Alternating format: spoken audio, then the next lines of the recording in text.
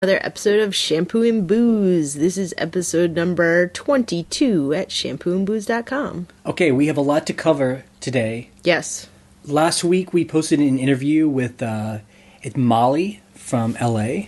Yep. She's in Silver Lake. That was a good interview, so we did not actually update ourselves and you on what we've been doing with our its rentals.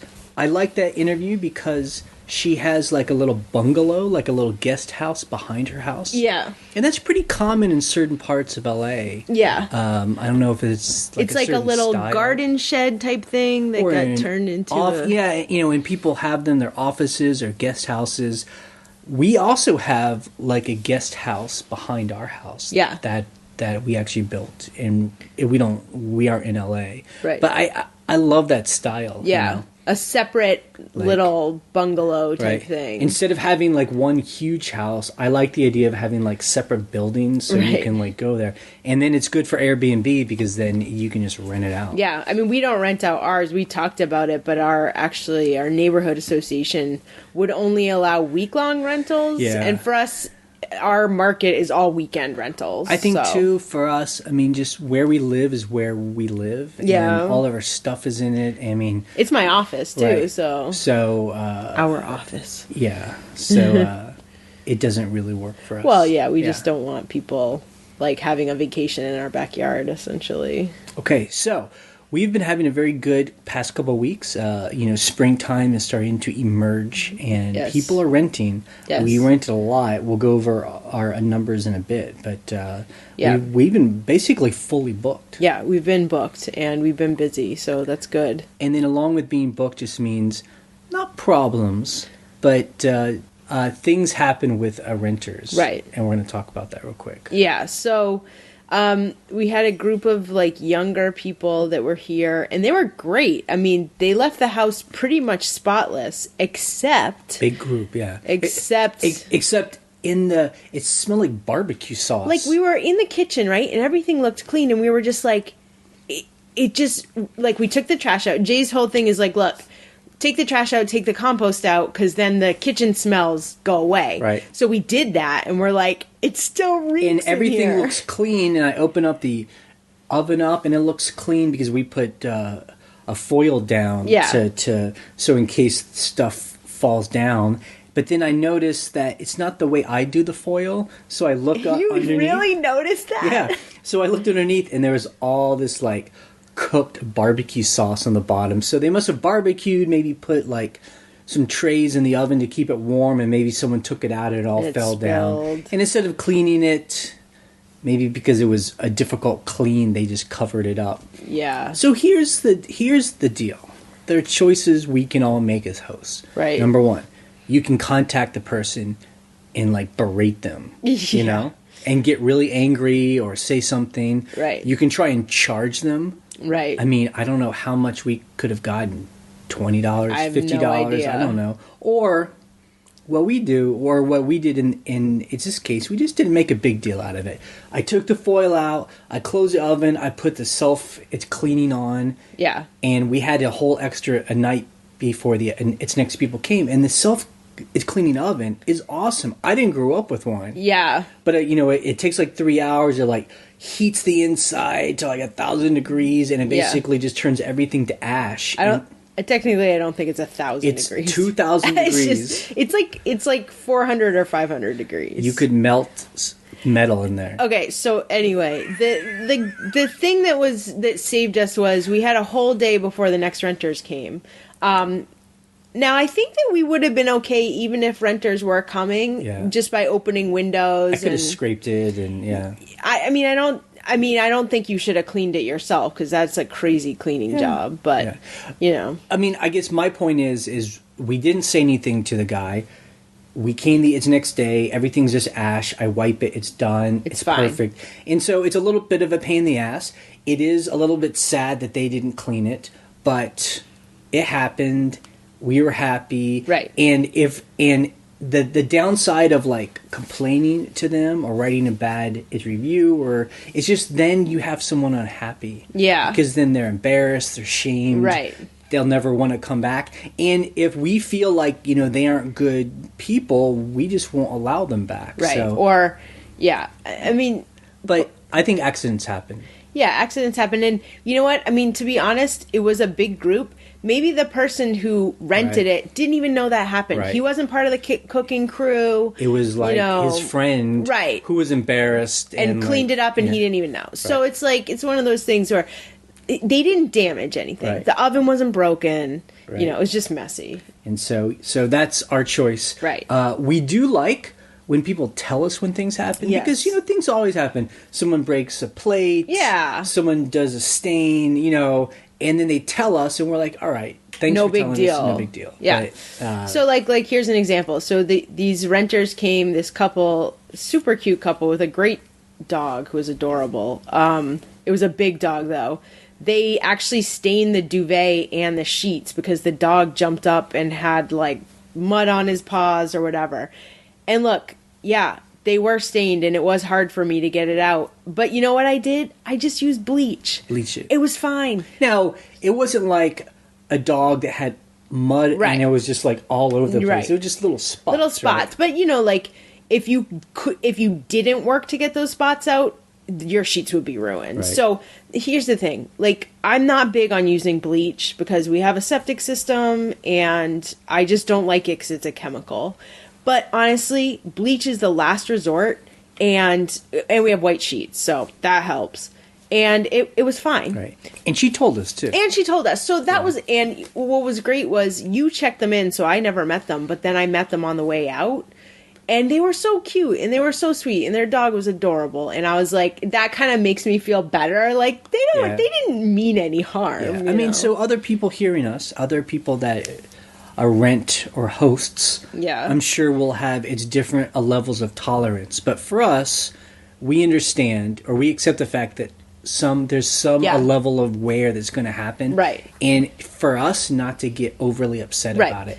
It's different, and we've never had this happen. We're like, someone jumps on a leather couch with like with like a knife in their pocket and like rips up or takes a big bottle of barbecue sauce and pours it all over the floor. I mean, there are levels of wear that's like angry damage. Right. Like there was another large group of women, and there were a bunch of makeup marks on the pillowcases, and there was actually like pink hair dye on the one of the towels, like totally pink.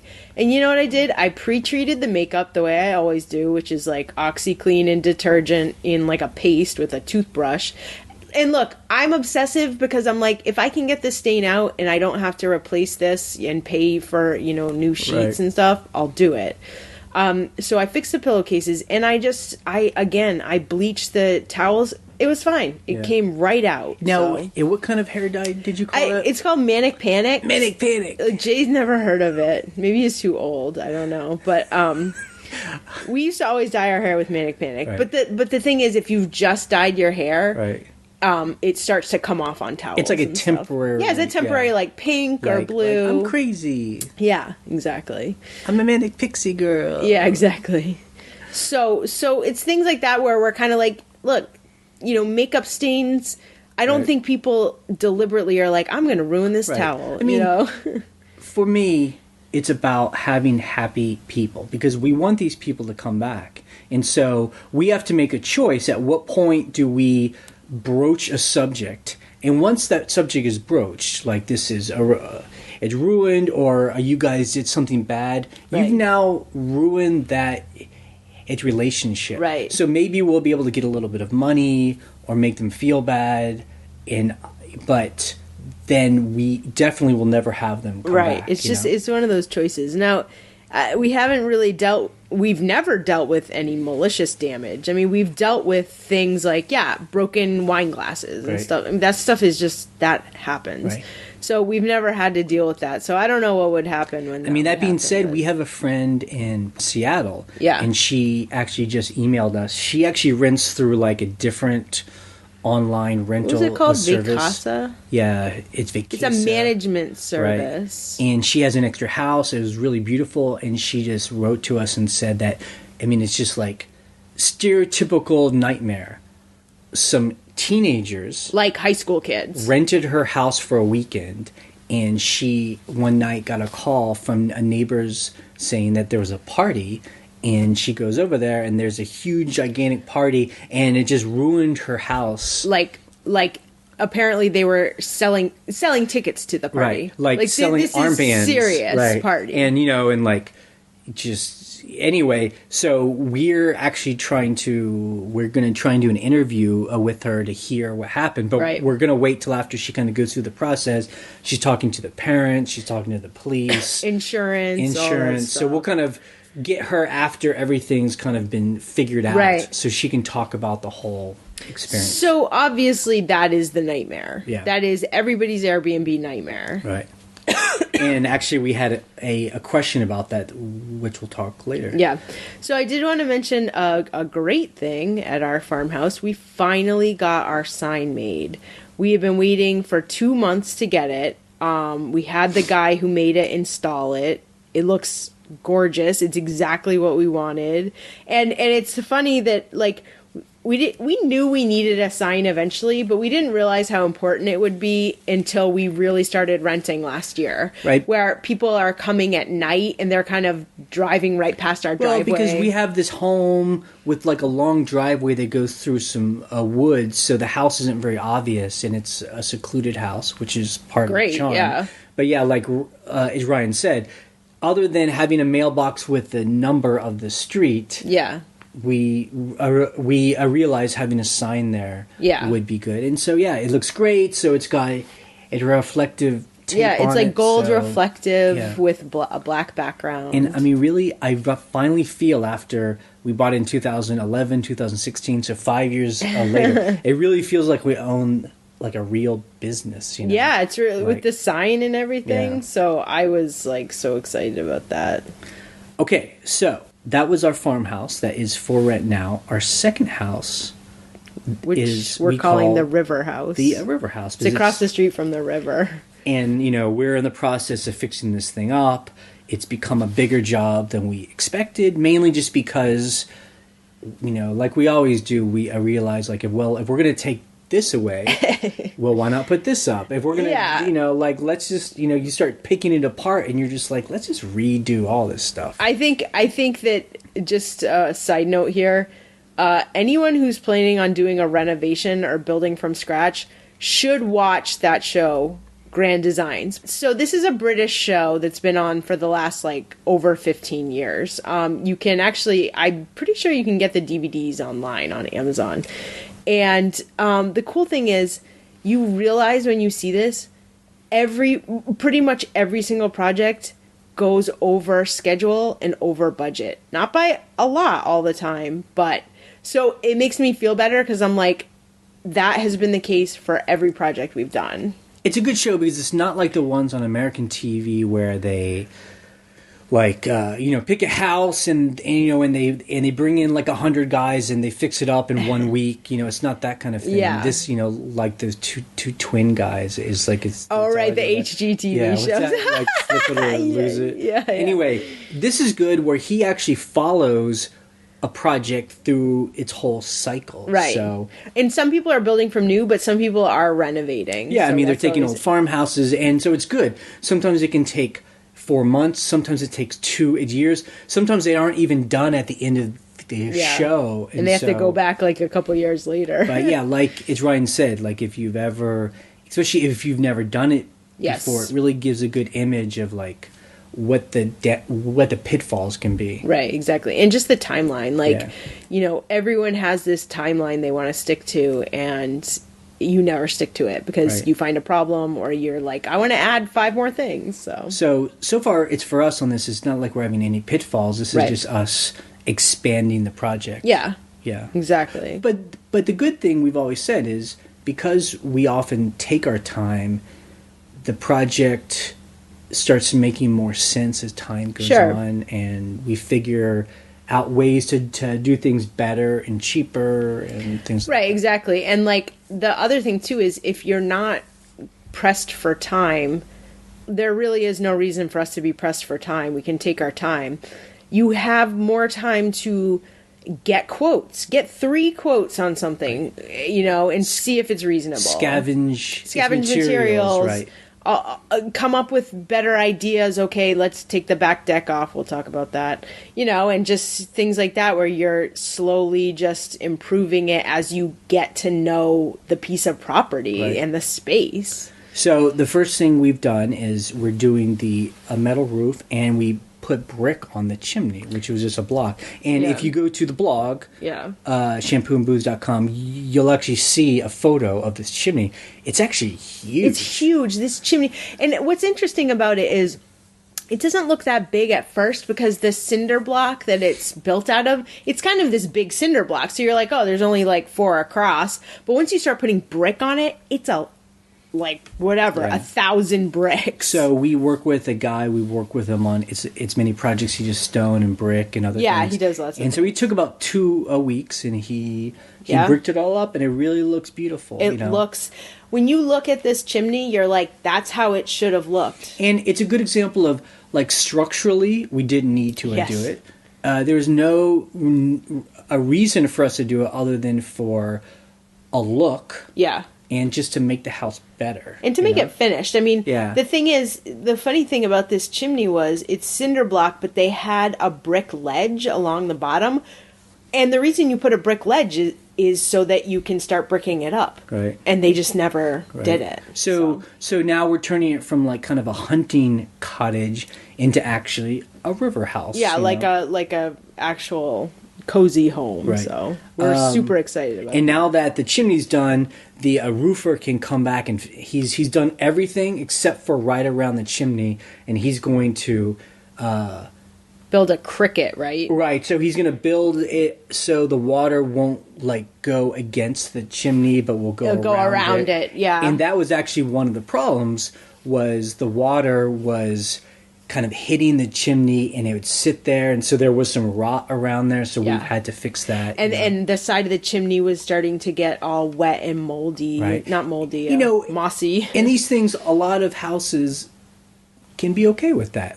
There's just kind of a gradual aging, and the house is never going to fall down, in the next, in a lifetime. Right. But that's the shabbiness of some houses, and so we don't want that. Well, and also it starts to create more and more problems. Right. Okay, so there's part of the wallboard that's getting moldy and wet because the roof is messed up, and there's this part of the, you're just this is just going to get worse and worse, right. So something else that happened over the past couple of weeks, we talked about there are all these steps that go up to. Yes, there's about 40 steps from the driveway up. And we have pictures of this house that we're trying to redo. Yeah. So there isn't a driveway that goes up to the house, and we called a guy. He came out. He told us it'd be like $40,000. It seemed crazy to build a driveway up a hill. Although he was not an excavator. So I talked to this old guy in the county. Yeah. He's like in his 60s. So he's not that old, but he's an older gentleman. Yeah. And he's like an excavator. He's got all his own equipment, and I asked him, "Can you do this?" He's like, "No problem, I can do that." Yeah. He was like, he made it seem like it was a lot less of an issue than the other guy who was like, "Oh my, I can't believe it." So he hasn't given us a quote yet because he hasn't actually seen the place.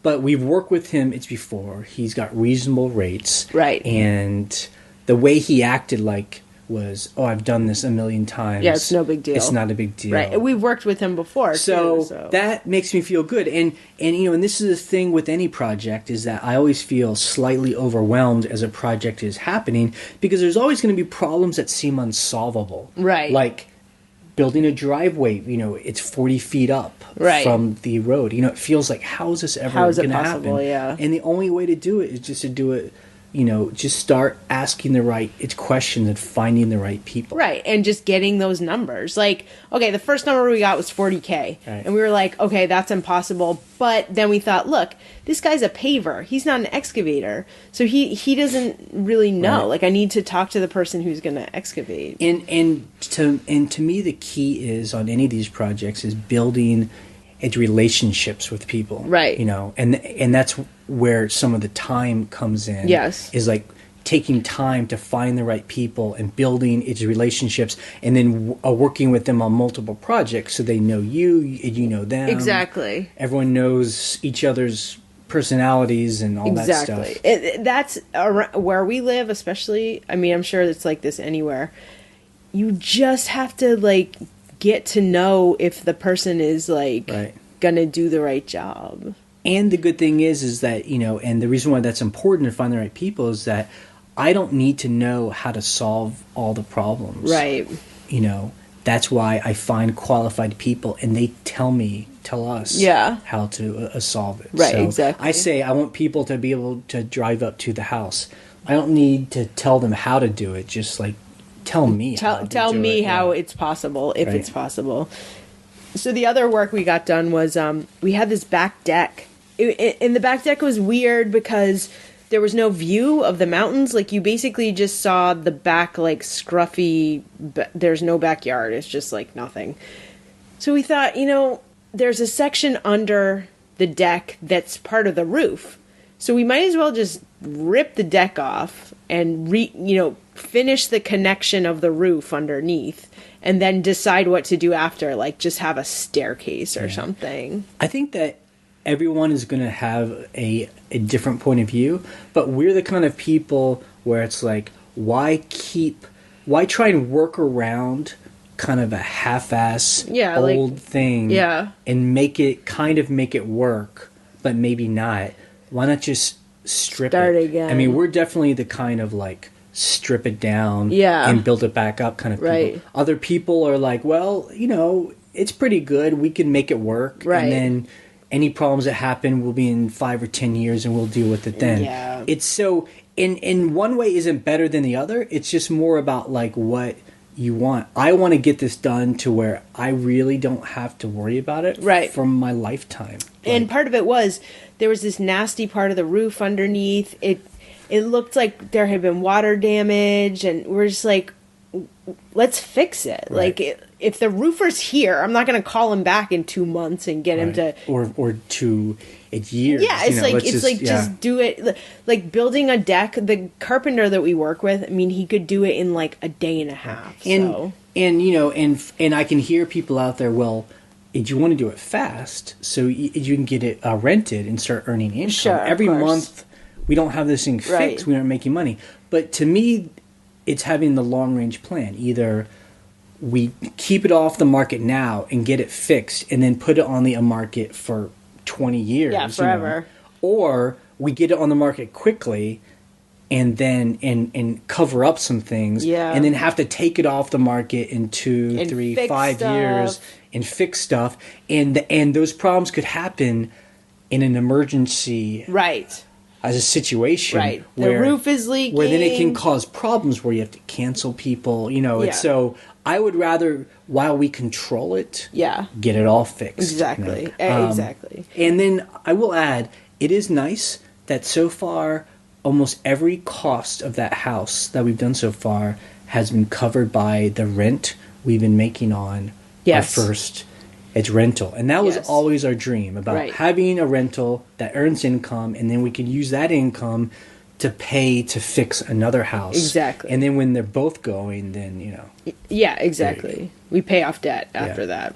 So I had been looking at our rates and just kind of looking around at other cabins in our area and how they do their rates. And I was noticing that a lot of times other people are charging for extra people.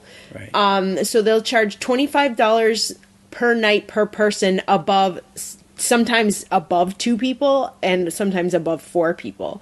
So I was doing the calculations and I was like, you know what? I feel like we should be raising our rates a little bit in the peak season, which is June, July, August. Right. It's tough because, again, our way of thinking doesn't always jibe with how Airbnb is. Right. So Airbnb has this thing where you have a base rate, right, $200 for 2 people, and then after 2 people, it's $25. So if you have 6 people, it would be $300 a night, right? Because you're paying $25 for 4 extra people. Exactly. So it seems like it's a good deal until you start adding these extra people, and then it's actually more expensive. more. And that's why I think people have been renting from us, because we just have a base rate. And that's it. And that's what the rate is, because that deals with our personal, that's how we like it. Yeah. Like, I don't really like this. It's nickel and diming and like the other thing rates. too is I honestly think people will lie about how many people are coming. I really think that will happen. I think that's also key, is that we don't want to get into, because we hear this from people, and sometimes I see it on the Airbnb forums, right, where they have these charging for extra people. So people say, well, there's only 2 of us.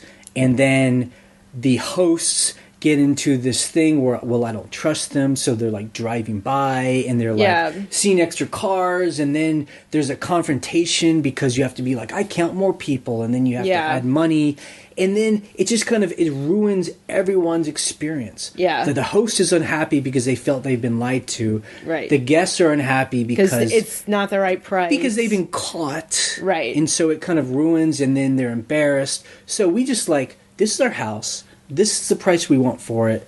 And if you want 2 people, fine. If you want 6 people, fine. Fine, yeah. You know. Now, so my thing too is like, when there's 6 people, it's a lot of cleaning to do. And I understand that we actually added a cleaning fee on Airbnb. It's $25 extra.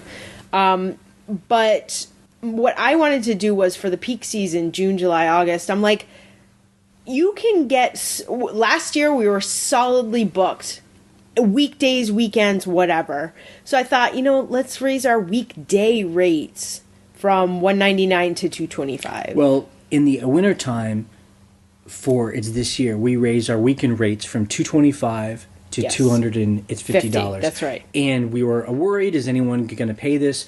We're now in just springtime, and we're fully booked on weekends. Yeah, weekends is no problem. So people are not balking at that paying that $25 extra dollars. No one's complained. Great. Yeah. At reviews. So we just now, anyone that books now on weeknights in the summertime will pay $225 versus $199. And so far, we just started this, so we haven't had anyone book. It always makes me it's nervous, but we can always dynamically change or bring our prices down if I don't feel people are booking. Exactly. So that's the good thing. You can change your prices at any time. I just feel in the summertime, it's just like you're guaranteed bookings. Right. And when we ask people why they book our place, they're like, it was nicer than the other places. And I'm like, okay, well. Well, I asked it's Molly about this a week ago about her LA place. Right. I feel she's charging not enough. Not enough. She said she's already has raised her price. Uh-huh. She's looked at what other people are charging. Like in her area. And she feels it's fair. I think she could do more, but she does have a point. You, as a host, want to charge what you think it's worth, but you also don't want people to stay and feel like they're paying too much. Right. And then they start leaving bad reviews saying like they not feel good like value. a value. Yeah. I feel our price, we have good value in there. Yeah, I mean, I guess when I'm cleaning the house and it's been 6 people, and then actually this weekend, today, they're like, we're actually going to have 8 people. And you're like, all right, that's... people are neat and clean. Like, they're not super dirty and stuff. But you can tell every single room was used. Yeah. Every piece of bedding. So it's like, it's a lot more and to do. And look, we could say no. Yeah, we could be like, no. But after conversations, there are people who make us feel confident. Yeah. That okay. So what this means to us, though, and that's why we always say do as numbers. So $25 extra a night. Yeah. Times 200 nights every 365 days. Right. That's an extra $5,000 a year. And that's big. I mean, that basically pays, a lot. It's good. Yeah. $5,000 is great. I mean, that really helps with, all that stuff. And just like we were talking about earlier with redoing this second home, we're really investing in it. We're doing it right. I mean, this farmhouse that we're renting now, I mean, we spent $75,000 getting that place up to standards. Yeah. So I don't mind charging more because it's worth it. Right. And people notice that, when they walk in, that they say, wow, I mean, I think a lot of places are not like that, so we might as well charge what it's worth. Yep. So I'm going to put a link on the blog. Other people may have seen this in the New York Times.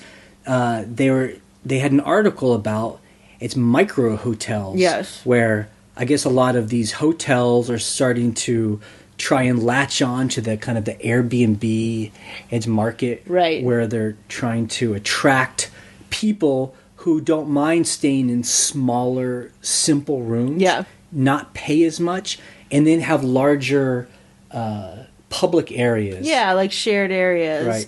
Like the place that they mentioned, and we've actually stayed there, I think 2 or 3 times in New York, is the Pod Hotels. I think one's called Pod 39 and one's called Pod 51. Because those are the streets that they're on. Yeah. And the great thing about Pod 39 is the room is tiny. We had a bunk bed. That's all we need. You're in New York. You're not hanging out in your hotel room. Tiny room. Tiny room. With a bathroom. Like, there's really nowhere to sit. Yeah, you sit on the bed. And your stuff kind of goes in the corner. But the great thing about it is the rooms are like $120 or something. Or they were. I think you can get deals on them. They're kind of expensive now. More expensive than that now. But the cool thing is about that place is, number one, you're in the city. So you're out and about all day, whatever. And then they have this rooftop bar that's amazing. It's closed during the morning, so you can just bring a bagel up there and eat. And you've got this view of the skyline and the river. It's like, wow, it's cool. But, I mean, I think that feeds into the reason why some people stay in Airbnbs is like they don't need a fancy place. Yeah. They want it to be affordable. Right. And in a good location. Exactly. And they don't need to stay in like a $300 hotel resort type thing. Or like, stay in the like a Westin or something like that. Yeah. With like a grand ballroom or stuff like that. It's like you need a nice, clean, modern place to sleep that has Wi-Fi. Yeah. Because I mean, we talked about it before. The reason why we stay in Airbnbs is honestly, first and foremost, cost. Yeah. Like it's always cheaper. More affordable. Yeah. And you just get a nicer place. Like, place to cook. A place to cook, and you're in a neighborhood. That's what we always love, obviously. Yep. So let's talk about its numbers real quick. Yes. So the way we've wanted to measure our if we're doing well is in a year we want 200 nights. Yeah. To be rented. So that would be good for us. So this year we have 116 nights booked. Out of 365. Out of 365. So we're getting there. I mean, the summer is not booked yet. Or the fall, yeah. Yeah, and those get... I mean, the other thing, too, about Airbnb is people book last minute. Right. I mean, they just do. There are 60 Saturdays and Sundays that are unbooked for... It's this... for 2016, that could still get booked. And then I think the other to 200 would be booked during its weeknights. So, it's an aggressive goal, right? But that's a good goal, yeah. And so in the past 2 weeks, because we didn't do an episode is last week, we booked 15 nights. Yay! So it's been good. Yeah. There was even one night where we booked like 6 nights in the future. It was great. It was like 2 people booked in a row. It was awesome. Were like it's watching a TV show. Yeah. And like. Yeah, we had all these people book. It's great.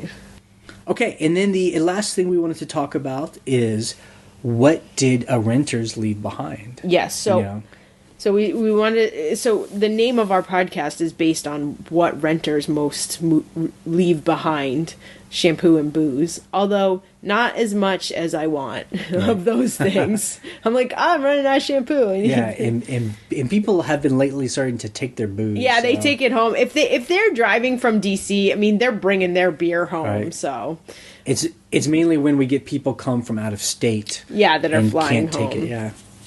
So you said there were 2 kinds of barbecue sauce. Clearly, a lot of it was spilled in the oven, but they still did leave like a big bottle behind. And it was great. So there was 2 kinds of barbecue sauce. I got some barbecue. I got some legs, chicken drumsticks, and I made some delicious barbecue chicken. It was delicious. Yep. And then some things people left behind too that is common. But Yeah. it's recently milk. We love when people leave milk, so we got like So we don't half have a to buy gallon of any. milk. I drink it with my cereal. Provolone cheese. Oh, a yeah. whole unpackaged, pre-sliced provolone cheese. I'm going to make some sandwiches. And then a half a thing of orange juice. I see, and orange juice is such a luxury because we never buy it because I always think it's too expensive. But I love orange juice, but I never buy it. Plus, it's kind of a treat. Yeah, it's a treat, it's like when people leave like fancy ice cream. You're like, ooh, I would never buy this, know? Okay, so we are taking questions and comments. You can email us. The email is on the blog. It's shampooandbooze@gmail.com. But you can also call our voicemail line. The phone number is 540-407-8486. And you can leave a question or a comment, and we will play it on the podcast. So first we have an email that someone sent us. It was from Nick. So he says this. So he doesn't have an Airbnb, but he stays in them. Yes. And he said he recently stayed in an Airbnb, and when he was done, Airbnb asked him to write the review about it. And he said it was a good place, but he felt like the listing hadn't been very clear. Not that the guy lied, but just wasn't very clear how it was laid out. Right. Like the pool was in the front and the barbecue pit was in the back, and the pictures made it seem like they were together, next to each other, which they should be, but but they aren't. So So he says though that he was wondering if the host can see what the person writes. Right. Before the host can write one too. Right. So basically he was worried that since he left, constructive criticism of the posting, that the landlord would be like, well, I'm going to write a bad review type thing. Right. Like he was wondering if Airbnb gave the power to the host, the host could pick and choose which ones can be posted. Yeah, exactly. And the answer, as far as we understand it, is both the host and the person who rents have 2 weeks to write their... Yeah, you have 14 days. Yeah. And then no one can read each other's. And then after 14 days, whoever wrote one gets posted. Right. And so here's the deal. So Nick left a review for this landlord. The landlord never left a review for him. So after 2 weeks, Nick's post is going to go up on that guy's profile. But there's nothing on Nick's. But if Nick wrote the review and then 1 day later the landlord wrote the review, that makes it public. You don't have to wait 14 days. And then each person can write a response to what the other person says. Yes. So if someone was like, these people were really loud and messy, you could write a response to that. I'm so sorry, I'll work on it. Or no, we weren't, you're lying, or whatever. Just shut up. So that's how it works. It is confusing because on places like eBay or Amazon, the places where we're used to seeing feedback, that stuff is instant. You leave feedback, it's there right away. So the Airbnb method is good. But for most people online, you're like, how does this work? Yeah. I was really confused when we first did it, too. Yeah. I was like, what? Okay, and this is our voicemail question.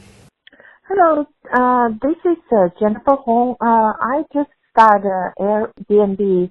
I did listen to your episode quite a lot. I love it. And today I got a phone call from a gentleman, and he's local first.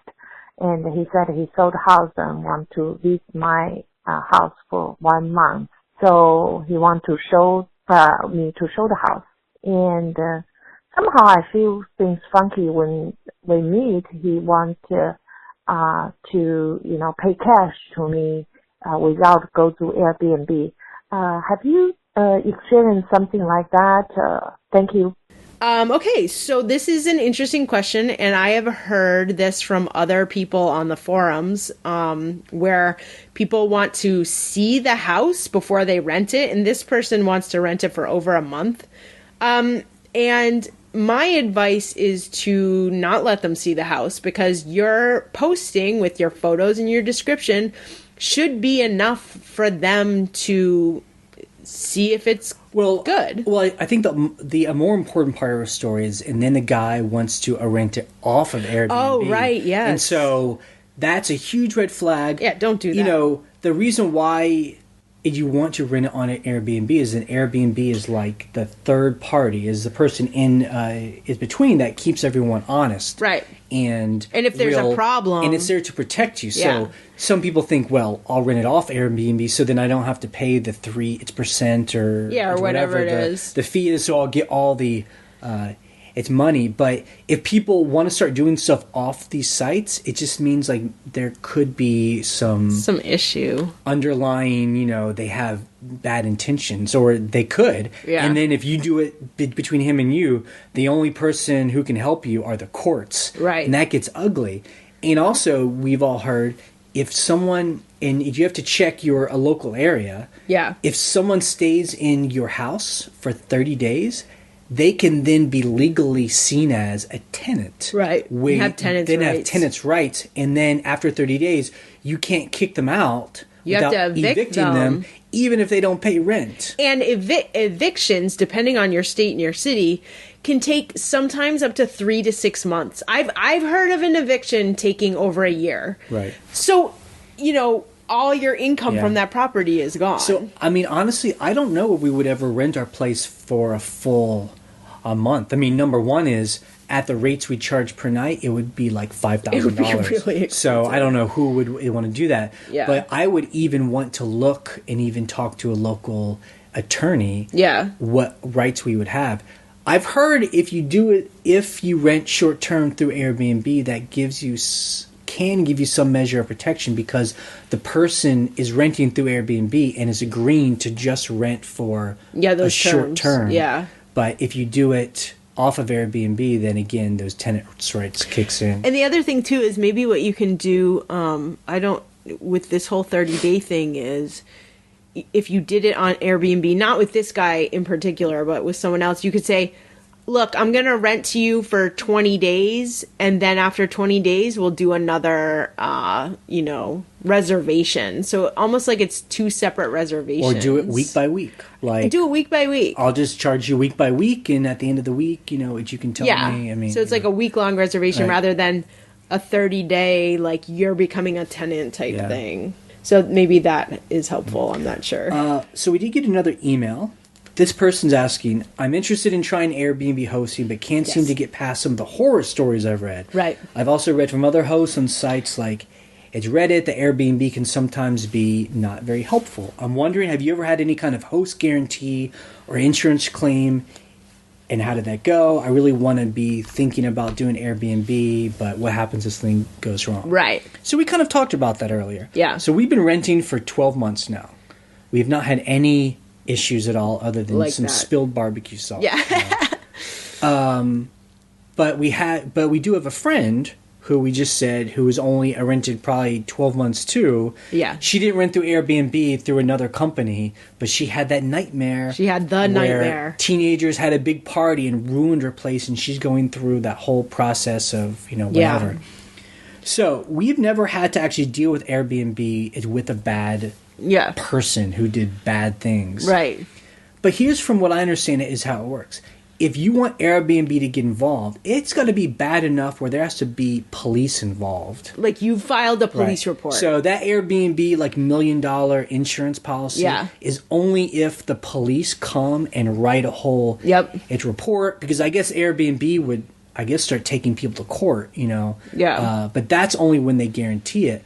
Other than that, I mean, we have an insurance policy just of our own. Yeah. And that's by us going to our insurance agent who does all of our other insurance. We told him what we're doing. He understood. He wrote us a policy. Yep. Costs us, $100 a month or something. Right. And that covers not only if they burn the place down or, tear things up. It also covers up if someone like falls down the stairs. It's the liability, If someone dies, it's the worst case kind of stuff. Exactly. So the other part about it too is, and we've talked about this before, that nightmare situation with our friend, and we'll do an in-depth interview with her when she's done dealing with it. she did not meet the people. Right. I mean, real quick, we don't want to blame our friend. No, not at all. It's not her fault that this happened. It's never anyone's fault. No. But part of what we try to do for this very reason, because we get freaked out too. This is like our precious property, our house. We put so much money into it. We clean it. We love this house. And so we really love sort of meeting people, and we kind of, we've never rejected anyone for any reason, but the hands-on-ness of it, I think, keeps, and our prices, frankly, keep anyone who's thinking of having a party away. Right. So we act as a filter. Right. Not only through handling the bookings ourselves and having conversations with people. Yeah. But we also meet everyone that comes in. So it's not guaranteed. Right. But there's more places for us to sniff out any kinds of people lying to us, or kind of weird things happening. From the initial contact emails through Airbnb to meeting them in person on site, to them understanding, like, we come and clean, like Jay and I clean. Right. And so I think our model is very hands-on. It takes a lot of time. Yes. But that's what we do, and we get good. It's profit from it. The other way is what some people do, where they have these places, and then they are kinds of hands-off. Right. They have automatic check-in, other people clean, is maybe a management company handles it. So it's very hands-off, and it's cool. You can just kick back and just money appears at your bank account. That's cool. Yeah. But then you're taking that chance of you have much less control over what's happening. Right. So... yeah, so it's really a balance of where you want to go in. And the only reason we bring all that up is to make it less scary. Right. Like, you do have at least a little level of control of, like, making sure that you're getting quality people. You know what I mean? Yeah. Because you're screening people and putting the price high enough that you're not getting the people who are just going to drink a keg by the river. Which is also something that people do, and that's fine, but that's not the kind of place we're trying to have. All right, so that is in the show. Thanks for being here. You can go to shampooandbooze.com for any links we talked about, and you can also join the conversation over there. And again, as you heard, you can leave a question or a comment on something you're thinking about, and the phone number is 540-407-8486. We post an episode every Sunday night or Monday morning. You can subscribe to us through iTunes or YouTube, so you always get the latest episode.